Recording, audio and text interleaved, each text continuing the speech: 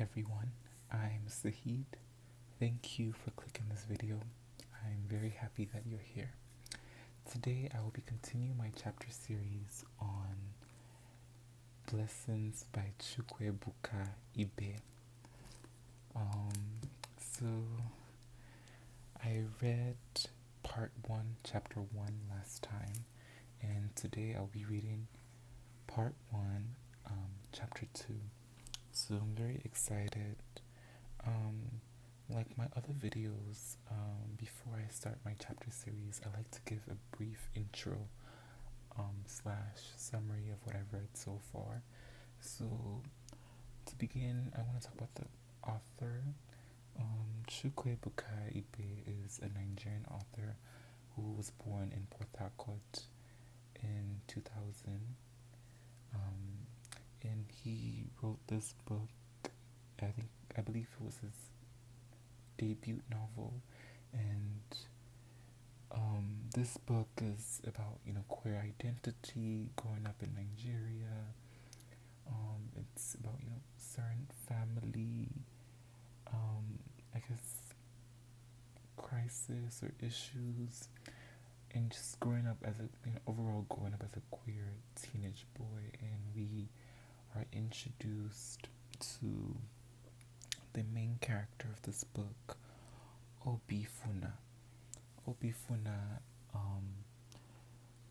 is a boy who, obviously a teenager. He was born in a household, an Igbo household. His father's name is Ngozi and his mother's name is Uzoamaka. And with chapter 1 of part 1, we are introduced to his father, his mother, and a boy named a boy. And it's so funny because me saying a boy and then saying the boy's name, which is a boy, is really funny and tricky. LOL. But to continue, a boy is a boy that Anazi brought to him after he went on this trip. And Anazi didn't inform his wife Uzoamaka and slash the mother to Obifuna, and so he brings his boy, who I believe is going to start living in their house. And Uzoamaka sort of just when he brings this boy, Uzoamaka sort of like, you didn't inform me about this. Why are you bringing this extra person or this stranger into our house? But then he sort of explains that a boy is the son to somebody they knew who went by Okezi, and Okezi unfortunately died. And so he mentioned that the late Okezi and his family has been going through a lot, and so they wanted to find better opportunities for his son, a boy who just graduated secondary school, and he wants to find better opportunities. And so Anazi decided that he would welcome a boy into his home to live with him, Uzoamaka, Obifuna, and one person that we were introduced to in chapter 1 was Ekene. And Ekene is the younger brother to Obifuna, and Ekene is 13 months younger than Obifuna.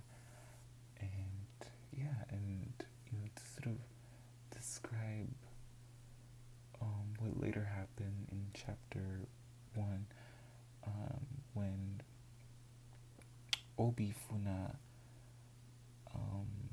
and Ekene goes to play football. There's a scene that I mentioned in my first chapter video regarding this book. I was sort of sad when I read how when they were trying to pick teams to sort of compete and play the football match against one another, one person mentioned that why are they arguing when they could just, when you have great players like Obifuna, but then after they said that, they started all laughing, trying to make Obifuna sort of feel like, oh, like what? Like you have to be joking or something, making it seem like Obifuna wasn't, maybe a talented football player, and they sort of just ostracized him and making him feel excluded in a way. And growing up as a queer teenage boy, I felt connected to that, and it was really sad reading how Obifuna sort of just later had to just sit in the grass and hold water bottles for them and not participate at all. And it was really sad seeing that even his own brother didn't want to choose him on his team. And yeah, it's unfortunate, but that was one thing that sort of, made me slightly sad in the first chapter. And I know there are probably gonna be other things in this book that are gonna make me kind of sad and emotional, because I feel as though this book I'm really gonna relate a lot, especially because this is the type of literature I've been looking for. Teenage Nigerian boy, queer, goes to boarding school. I also went to boarding school when I lived in Nigeria. And so all these things, I feel I would really connect to Obifuna. And, growing up in an African household, particularly a Nigerian one, seeing how, your parents treat you because of your identity and all this, I'm really curious on reading that. I also want to slightly mention, when a boy sort of comes, Obifuna just kept sort of staring at him. And I want to read more on, if Obifuna sort of has a slight attraction to him in a way. But as we continue to read, obviously we'll learn more about Obifuna and a boy's relationship throughout the period that a boy lives with them in their house. And I want to learn more about, Obifuna's relationship with Ekene, which is his brother.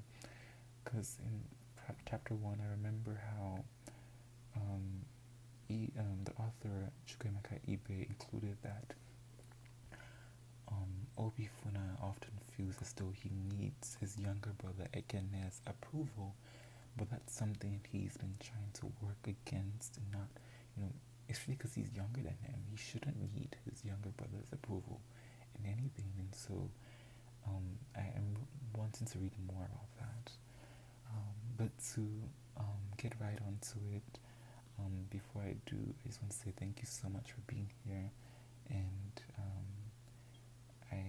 I hope you continue to tune in to the upcoming chapter videos. And yes, I will now read part 1, chapter 2.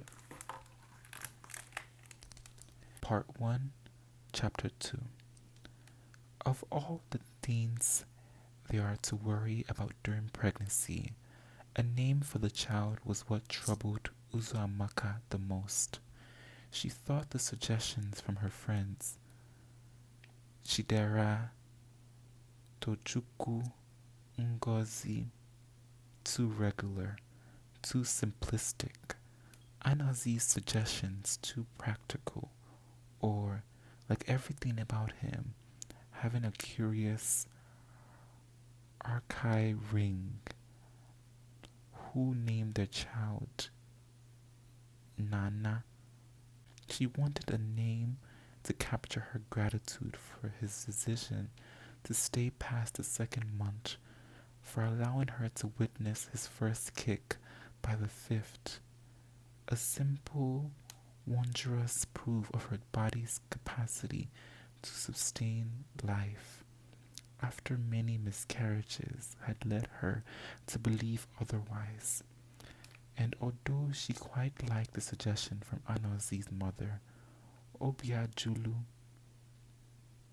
the mind is now at rest.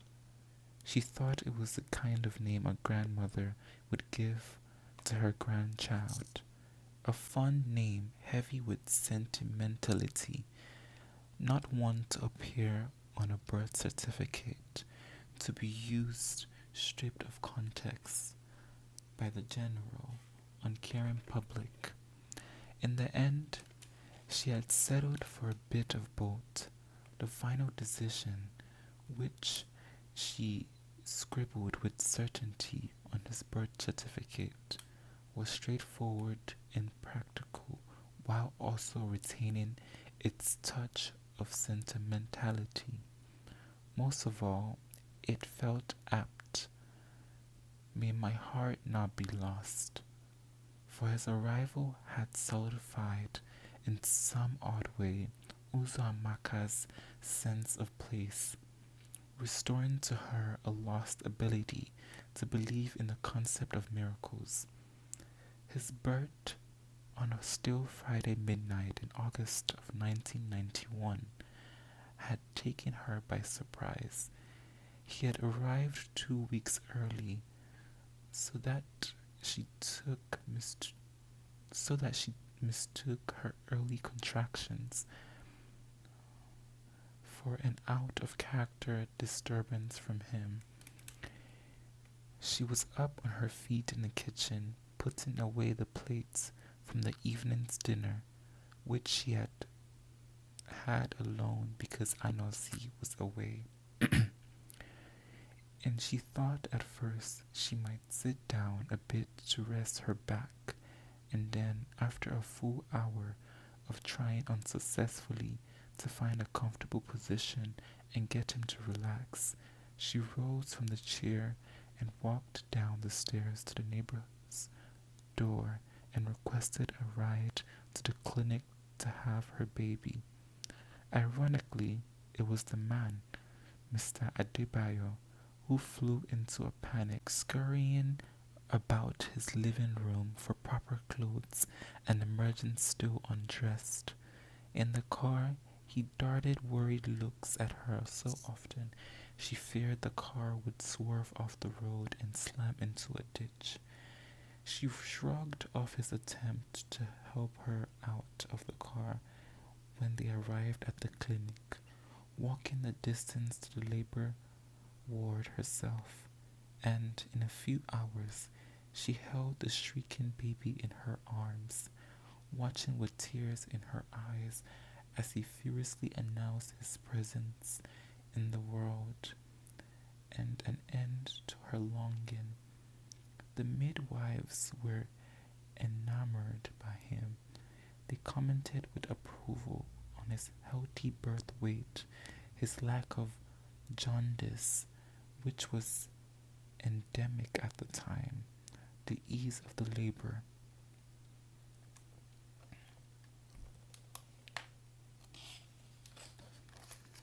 Uzoamaka herself had been a thing of wonder in the ward, and she reveled in the attention from the other patients seeking to catch a glimpse of the baby.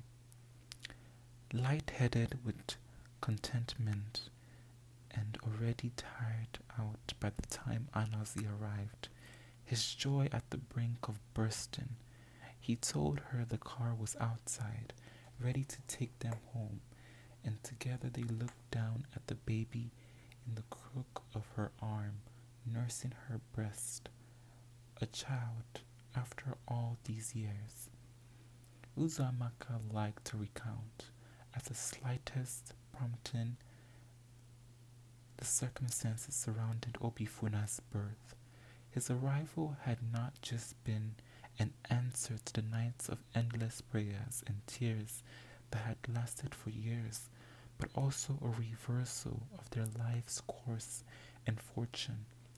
3 months into the pregnancy, Ngozi secured a massive supply contract by chance, being in the right place at the right time, with enough income finally to move them out of their public yard and into a better one uptown, where they had a kitchen and bathroom to themselves. Her hair braiding business suddenly bloomed, with too many customers insisting on having her attend to them even though she was visibly pregnant and there were other free stalls around. A few weeks into the month, Ngozi, following the lead of his friend Uduka, had brought tickets for a raffle with a sizable percentage of his earnings.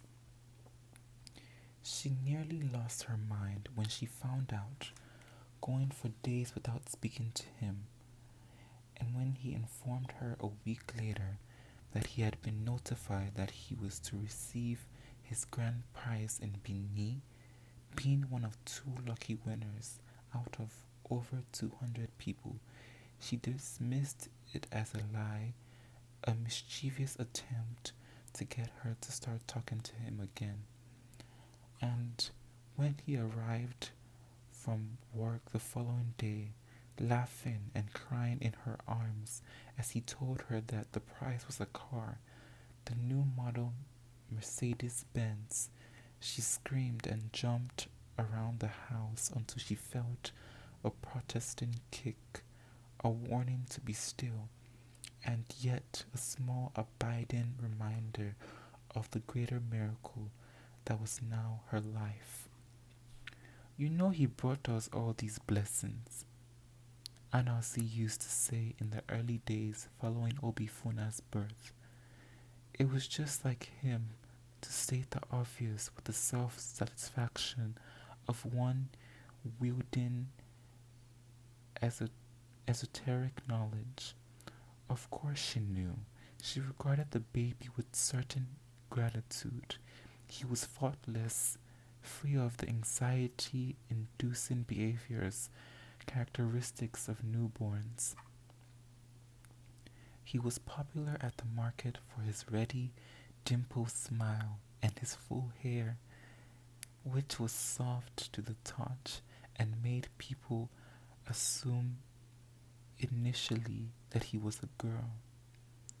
Other mothers told her she was lucky, how the baby accommodated and even slept in the arms of strangers, allowing her the space and time in which to work, how he ate everything he was fed, saving them the energy and cost of scouting for special meals, doubling in weight with healthy, radiant skin, rarely falling sick. He was lovable and playful with everyone, effortlessly gaining their attention. Her customers took to dropping tips specifically for the baby, and when he began to babble the thank you she thought him to say, they laughed and stared at him in speechless wonder.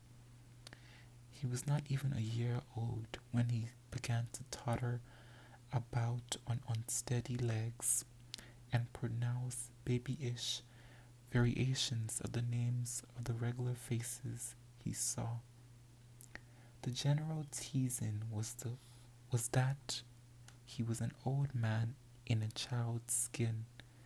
The general belief was that he was a special child. But when Uzumaka woke up with that familiar morning sickness again and confirmed her next pregnancy, she was, for reasons she could not name, mildly worried. She found it difficult to share in Anasi's joy, however infectious, and when his mother breezed in from the village with a trailer load of foodstuff and a bigger trailer load of goodwill, she wanted to ask the woman to leave right away. The mere thought of putting on a cheer she hardly felt, of performing happiness for its own sake, exhausted her, and she vomited her way into the 6th month, losing weight and appetite at every turn and needing to take an early leave from work on the doctor's recommendation to rest. And even when the baby came, born through cesarean because he could not stay in the right position, small and overwhelming shrill. She tried and failed to feel something concrete. For him, Obina, or Chidera, or even Ozuemena would do. But Anozi called him Ekene Dilichuku, thanks be to God.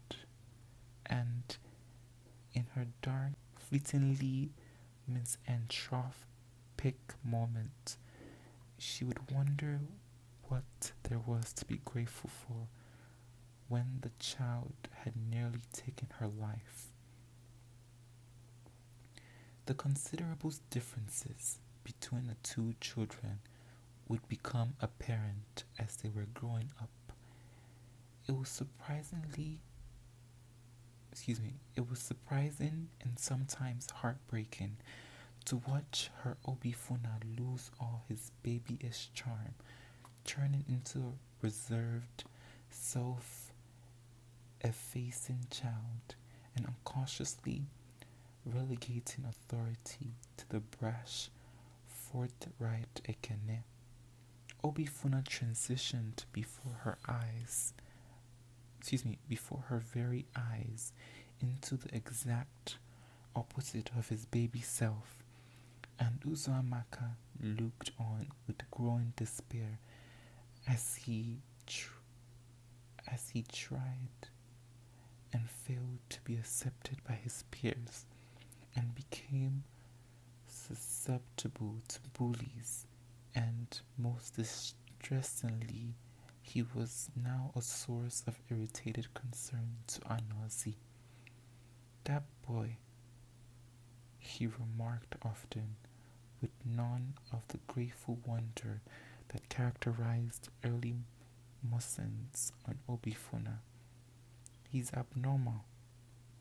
The first time she had demanded an explanation for his statement, raising her voice to match his when he told her off, knowing deep down, and further angered by the knowledge she was unprepared to admit, that there was indeed something unusual about the boy. He spoke little, kept few friends, was likely to come home with bruises from a fight he had lost, or in tears because of something mean one of the neighborhood kids had said. And while Ekene reminded Uzoamaka of the boys of her childhood, some of whom had been the objects of her childhood crushes, Obifuna brought to mind the fun, loyal girlfriends she had grown up with. Sometimes she was distressed by the nagging feeling that a terrible mistake had been made. But sometimes, such as when Obifuna took to the dance floor, she was convinced that there was nothing remotely closer to perfection. He astonished her with his moves, his ability to manipulate his limbs into impossible angles. He was known in the neighborhood for his gift, and she looked on with elation at parties as he outdanced the other children, ignoring the irritated snorts from their parents. It was among the many areas of his upbringing on which she and Anozi disagreed. Once they attended the baby dedication of one of Anozi's old friends, and Obifuna, in his usual fashion, had scooped all the dance prizes they were. Anozi, nursing a cold bottle of beer, had taken in the slight with a mere uninterested glance.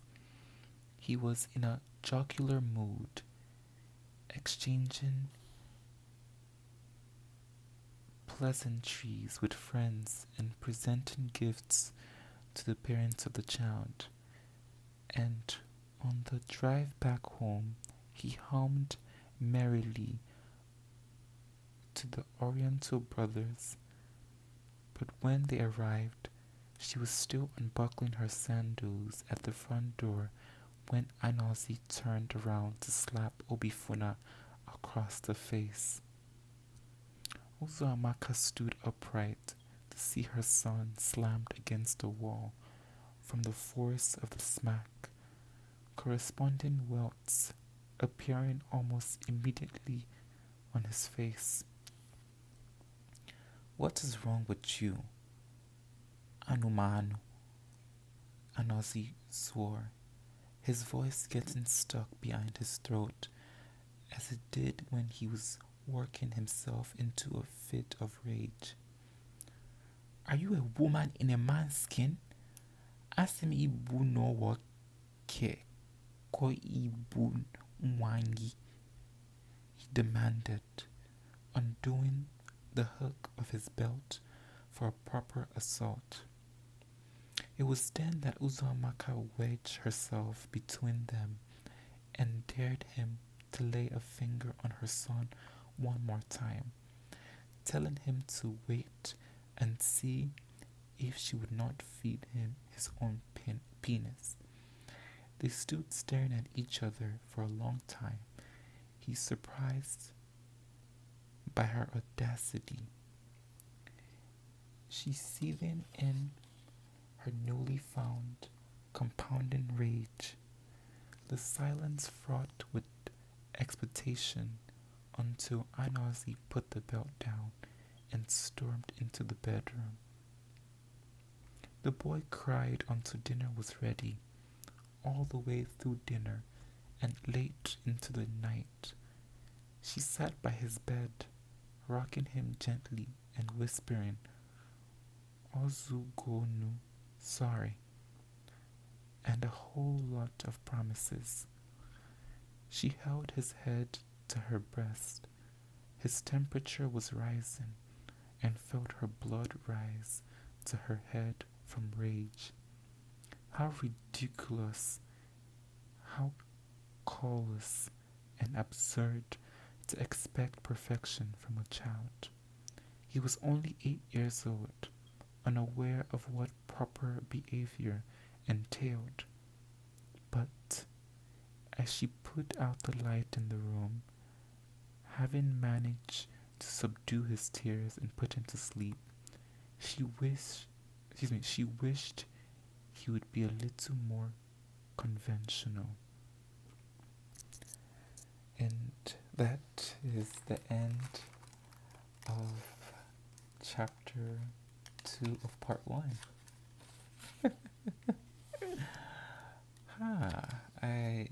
I felt that was deep, and I'm reading something. Okay. Oh wow, I felt so connected to Obifuna's story, the views by his father and his mother, and let's talk about it. Okay, so to start, we begins with Uzamaka's journey through Obifuna's pregnancy. Before Obifuna was born, her family, or her and her and Anozi were dealing with financial insecurities and struggles. And certain decisions that he would make made her not talk to him, and overall sort of just disappointed in his actions. It started with I think when Anozi used money to purchase like a raffle ticket, which it's only by chance that you win, and after doing this, she stopped talking to him, and later, thankfully, he was one of the men out of two who luckily won the prize from getting this raffle ticket that he paid for, and the prize was a Mercedes-Benz car, which Uzumaka didn't, even believe him at first until he came back from work, sort of expressing his emotions, crying and letting her know, and obviously most likely showing her the car. And that really just made Uzumaka happy. She was cheering. She was just really happy. Despite her earlier frustration towards him when he made that decision. And the pregnancy wasn't easy, but they later gave her to Obifuna, and one of her main sort of themes that she struggled with was deciding his name and the name they would later give him, and they ended up choosing Obifuna after several reflections by Uzumaka during her pregnancy and different suggestions from family friends. We read that Obifuna, I was just reading, I think it said May, it was something that started May, if I'm not mistaken. I want to make sure that I say the right meaning to the name Obifuna. Yeah, it says, "May my heart not be lost," and I found that beautiful. That was the name she gave it. May my heart not be lost, because she did feel certain moments of uncertainty and I guess lost during her pregnancy, and so naming her child that honestly feels right, and that is a beautiful name.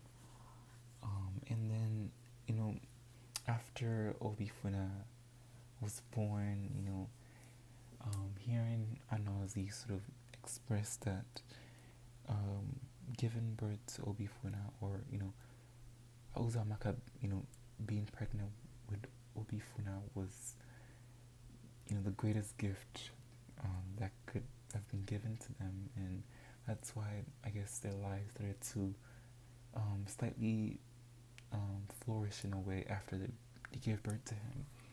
And yeah, so during his early childhood, that was something he often said in their household, and just reading how they viewed Obifuna as a special baby, and how family members just viewed him as a beautiful baby, a special one, and how even some of them saw that or viewed him because of his flawless skin, his dimples, as a girl at some point. And it sort of brought me back to my childhood, how certain people would say that I should have been born a girl, and how certain uncles, well, not exactly uncles, but family friends, would make jokes, and how in Yoruba,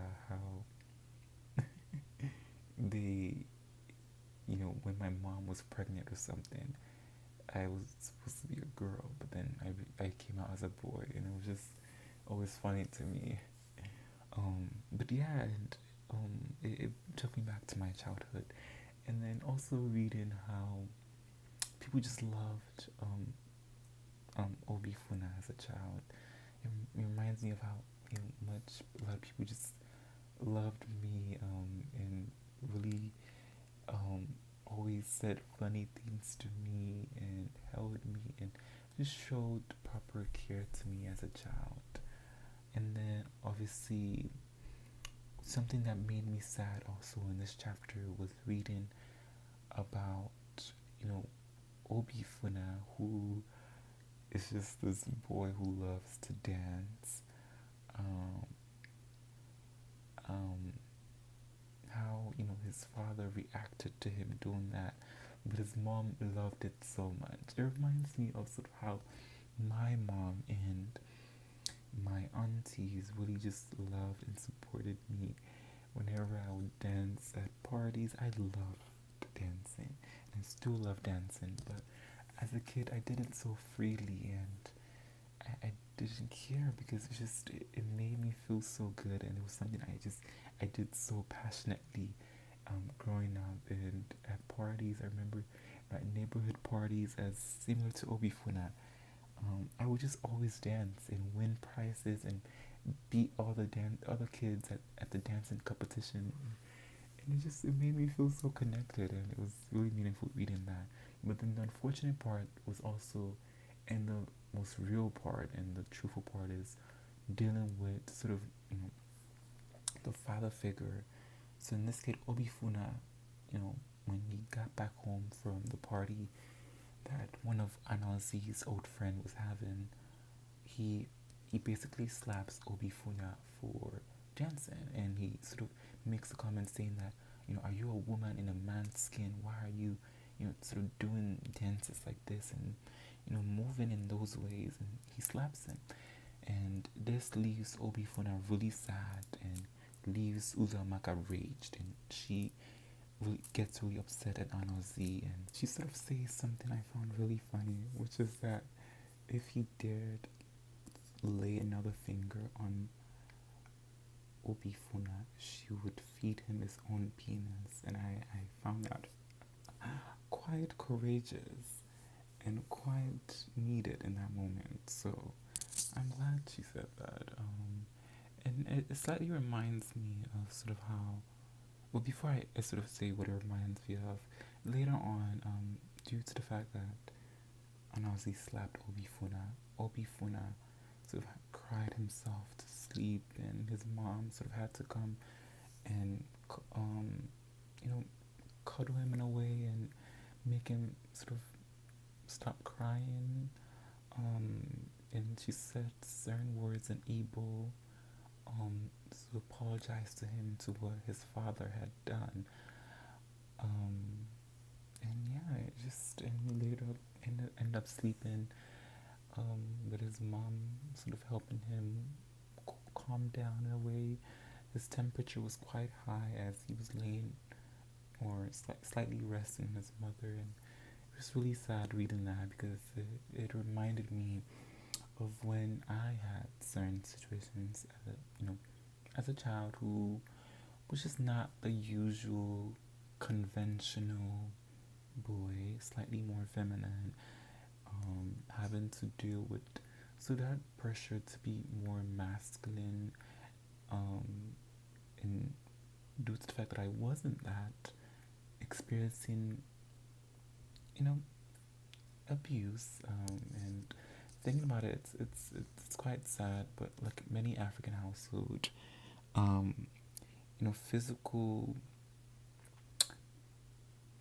abuse is strong because many African households view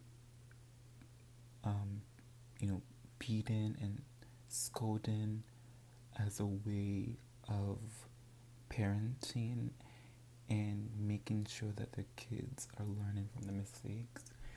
And a huge thing that many don't realize is how traumatic that is for their child, and how much trauma and sort of hate that also leaves within the child's heart, regarding sort of their family and their household.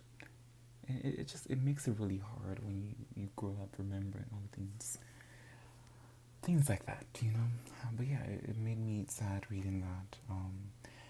Before I sort of end today's video, I also want to sort of talk about the birth of Ekene.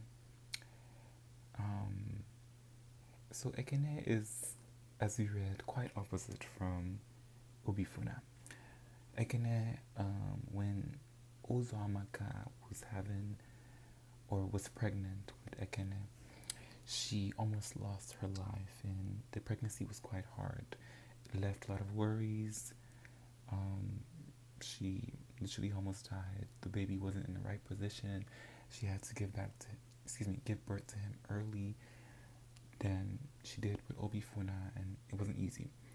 So, when she gave birth to him, it just wasn't hard, trying to view him as a special baby because just how difficult it was through her pregnancy.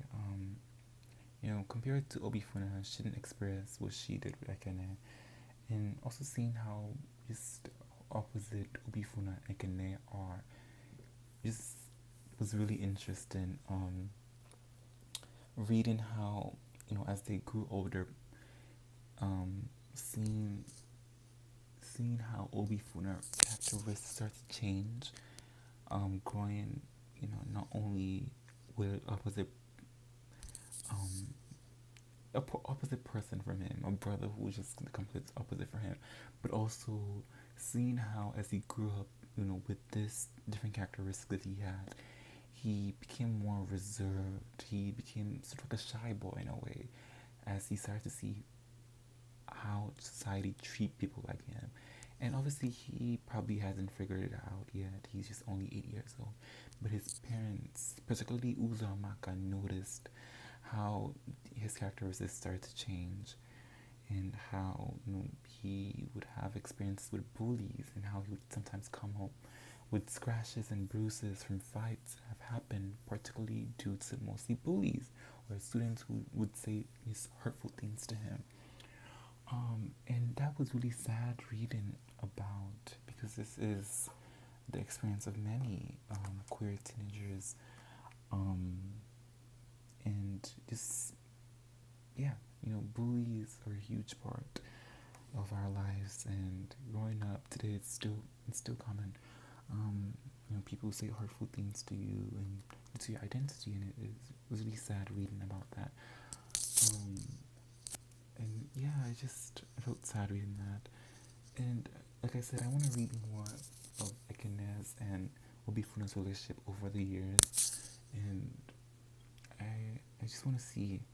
And then also, sorry, before I continue, one thing I think I slightly mentioned on, but I want to sort of emphasize on, is how, despite Uzumaka sort of trying to tell her son that sorry about what your father did and what he said, she also slightly had this thought in the back of her head that maybe if you try to be a bit more conventional. And I just thought, oh wow.